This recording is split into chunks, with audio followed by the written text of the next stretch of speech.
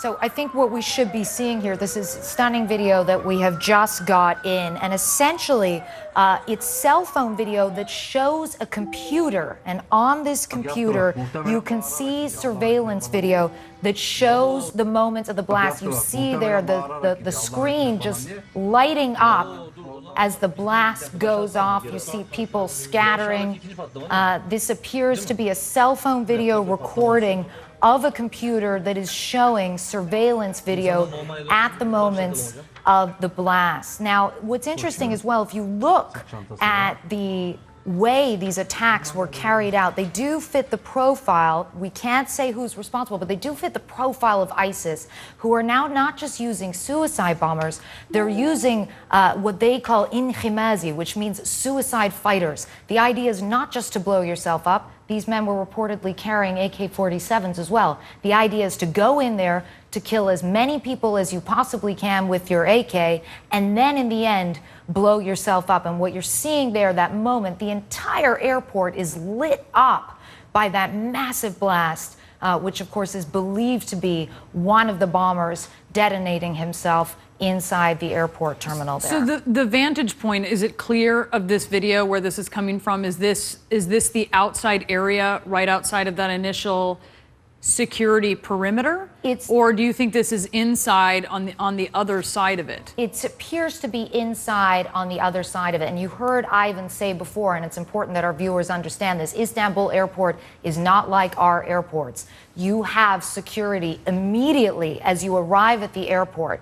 The glass doors open, and there is a large X-ray machine, and people wait in a line. Basically and at the curb. Exactly. For an at airport the curb, in the US. you have to put all of your bags, and you have to yourself go through an X-ray machine. Now, it's not clear if they had Kalashnikovs. Maybe they were able to sort of shoot their way through that and get into the terminal. There's still a lot of details we don't have yet, but this is the first images we're seeing what appear to be the moment of the blast, Brianna. All right, Clarissa, thanks. And just stand by for us. I know you're going to be with us throughout these next couple hours. I do want to go now to an eyewitness.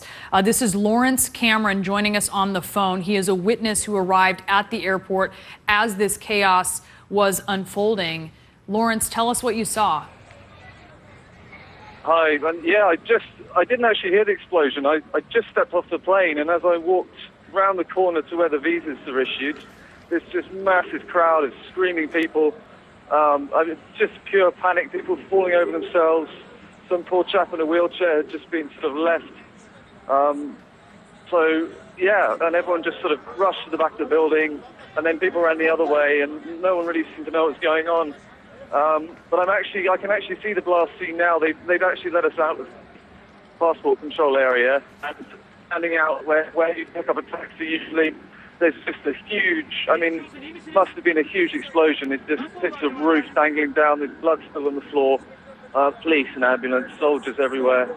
But yeah, it looks like initial blast outside. I don't know if there's a second one somewhere, because there's a lot of damage inside the duty free and on the even towards the luggage carousel. But that's what I'm seeing right now. So Lawrence, you're looking at this right now as we speak, this scene of the attack, and you're seeing. So you're near the duty free, you're near the luggage carousel, and you're seeing. No, I'm on the other side. We walked through duty free, past the luggage carousels, and there was damaged, tiles from the roof on the floor, and then on the road where you'd normally hail a taxi. That's where the blast happened. And the ground's just sort of shredded, and the roof's shredded, and the glass is smashed. And I'm just looking at, there's maybe 5 or 6 ambulances, soldiers everywhere, and blood-stained tissues on the floor still. And I'm just getting moved on by police. Yeah, it's quite a scene here. What are authorities there telling you, Lawrence, as you're making your way through the airport and obviously trying to leave? No one's told us anything. Obviously, I don't speak Turkish. No one really knows what's going on. I'm actually carrying 2 cameras, so I thought I'd been posing as sort of a journalist, so I'd be able to get a bit closer to things. No one really seems to know what the situation is, apart from obviously two huge explosions that have caused quite some damage to people. And we're getting moved on again, away from the blast area. You are. So that might be the last that I can see of it. terms of from the standpoint here. All right, Lawrence, can you stand by? By Can you stand by for us Yep. as you are moving away from the blast scene? We're going to Yep. want to come back to you. I do want to Yep. get now to Ivan Watson, though, because there is an update on the death toll. What are you learning, Ivan? Brianna, the Istanbul governor has now raised the death toll in this deadly incident. Now, 28 killed, according to the Istanbul governor, and some 60 people wounded. At least 28 killed and 60 wounded now. Those figures coming in a little bit less than 2 hours since the government says that this attack took place again at the entrance to the arrivals hall at Istanbul Ataturk Airport. Sadly, this is not the deadliest bombing attack that Turkey has seen this year. There have been several deadlier attacks that have taken place in the capital, Ankara, when what are believed to have been Kurdish militants attacked security forces in buses in the capital there. There have been similar attacks on security forces in Istanbul as well as what are believed to have been ISIS suicide bomb attacks in Istanbul against foreign tourists in some of the more popular tourist destinations of Istanbul's commercial capital. But again, the death toll now, and a little bit less than 2 hours since this incident is believed to have taken place, at least 28 killed, according to Istanbul's governor, at least 60 people wounded, and of course the airport now very much shut down, not accepting flights. All right, Brianna? Ivan Watson, stand by for us.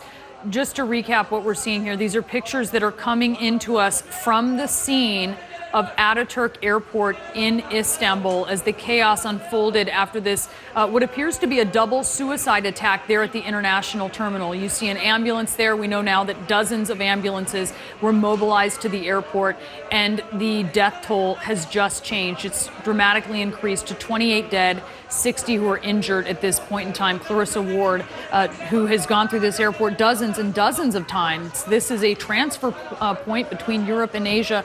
We will have many viewers who will have gone through this airport. You just heard from the eyewitness. You heard from Ivan. Are you expecting perhaps that the death toll could continue to climb? I think often in these situations, the death toll does keep going up and up as people who eventually succumb to their injuries. And you heard what Ivan said. This isn't even the deadliest attack this year in Turkey. But what it is a reminder that they are trying to hit at the economy, at the tourism, at the symbolism as well. This is an airport that connects east to west. Many, many people have traveled through this airport. Istanbul is an incredibly cosmopolitan city. People go there for the weekend. People go there to travel through to get to other destinations. It's one of the more crowded airports you will ever visit. And it's crowded, can I just add, Brianna, 24 hours a day, whether it's late at night, the middle of the night, early in the morning. They were even planning to try to expand the airport because of the density of travelers. So one thing I can say about Istanbul's Ataturk Airport, no matter what time you go there, it is always very, very crowded, and it is crowded with an incredibly rich, eclectic, international group of people from all over the world. There are very few nationalities who do not travel through Istanbul at some point when they're traveling from the east to the west. It's an attack that puts so much fear into the hearts of so many people, as you mentioned, not just the Turkish people, but so many folks from different countries who are traveling through there, and also the economy. The 11th busiest airport in the world, is that right? And that is what they are trying to do. Whoever was responsible for this, whether it was a Kurdish separatist group, whether it was ISIS, whether it was some unknown group, they are trying to hit Istanbul's economy, Turkey's economy, destroy the tourism, destroy Istanbul as a hub.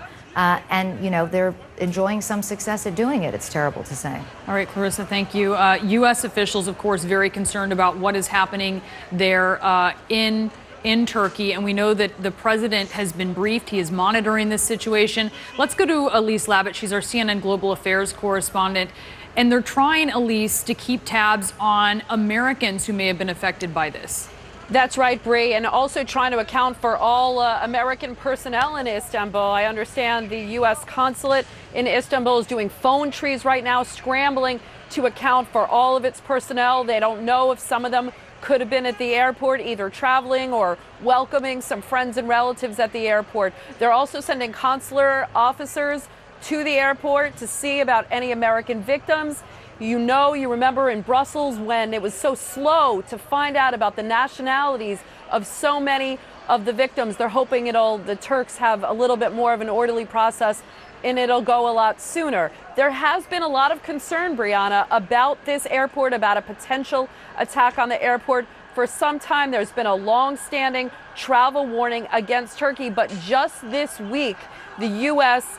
Issued a new travel warning, particularly for the area of southeastern Turkey on the border with Syria, warning Americans not to travel there and noting that U.S. officials are forbidden from leaving really the consulate area to travel throughout southeastern Turkey. That's how much concern there is about that border area. Now, U.S. officials right now not leaning towards PKK or ISIS. They understand there's a threat by both, but there has been a frustration on the part of U.S. officials in recent months of what they call a double game by Turkey. Turkey is a very important member of the anti-ISIS coalition and has been working with the U.S. in terms of battling ISIS, but at the same time, as they've been facing this attacks, even though some of the signs are pointing towards ISIS, Turkey has been very quick to blame the PKK and calling that their primary threat. Tonight, U.S. officials are saying if it is indeed ISIS, this could be a wake-up call for Turkey. Brianna. All right. Elise, thank you so much. Stand by as we're in this rolling coverage of these attacks at the international airport in Istanbul. I want to go back to the scene of the attack. That's where we find CNN reporter Joe Duran. Joe, tell us where you are and give us a sense of what you're seeing. So I'm actually 500 meters from the terminal where the explosion took place, and we are now not allowed. There are, as you can hear, ambulances coming in and out. I have seen hundreds of ambulances in both directions. There is total chaos here at the entrance. The police are not letting anybody in. There are riot police and a lot of very shocked and startled passengers walking, just thousands of them down the street away from the terminal. Some of them telling us stories of what they saw in the horrors. And what are they saying? Have you spoken to any of those people who are flooding away from the airport? Have they told you what they saw? Well, as you can imagine, many of them are just walking away, trying to get away, not saying much, but just the look on their face is enough. They are in shock, and some of them actually bleeding. And what kind of injuries were you seeing of these folks who were walking away from the airport? It's very noisy here, and it's difficult to hear. You can repeat, please. Okay, I was asking you, what injuries were you seeing of the walking wounded there who are streaming away from the airport? There were a couple of men walking with bandages on their heads, and we asked them what happened, and they didn't want to speak, but they said they did not need an ambulance, and they were leading the ambulance to those that were seriously injured, and they were just trying to get to their families. There are a lot of thousands of people here who obviously were expecting family members, many of them trying to go in. The police is blocking everyone, including journalists, from getting anywhere closer than 500 meters where we are standing.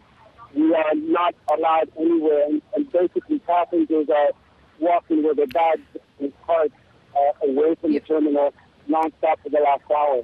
All right, and Joe, stand by for me. We're actually going to try to better that audio signal with you, but you're describing thousands of people streaming away from the terminal. Joe's been seeing really the walking wounded, people who have bandages on their heads and are leaving the ambulances to those who are more seriously injured. The death count now at 28, 60 injured in this airport attack at Istanbul's Ataturk airport. Clarissa, I know that you're getting some new information. That's right. We're hearing from TRT, which is essentially Turkish state television now, that there were 3 explosions. Now, previously we had heard that there were only 2 explosions. This is obviously a very fluid situation. Events are changing quickly. We're learning more all the time. But it does now appear, according to Turkish state television, that there were 3 explosions. This apparently indicating clearly that this was some kind of a coordinated attack. And I go back again to something. Three attackers then? Is that the expectation? One would assume, but okay, we're not in the business of making assumptions, sure, so we'll wait until we confirm that. But certainly it appears at least 2 attackers, 3 explosions, some type of a coordinated attack. And I come back again to this idea as well, what ISIS uses very much in these attacks is this idea not of a suicide bomber, but of a suicide fighter.